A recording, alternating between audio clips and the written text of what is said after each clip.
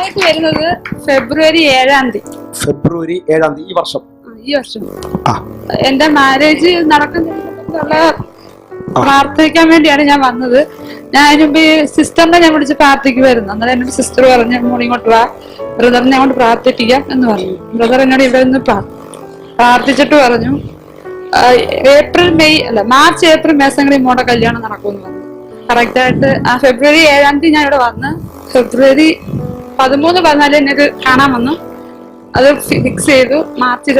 April 25 കല്യാണം കഴിഞ്ഞു. April 25 കല്യാണം കഴിഞ്ഞു. തടസ്സങ്ങൾ ഉണ്ടായിരുന്നു മുമ്പേ? പോയി നിൽക്കുവായിരുന്നു. ഒന്നും നടക്കുന്നില്ലായിരുന്നു.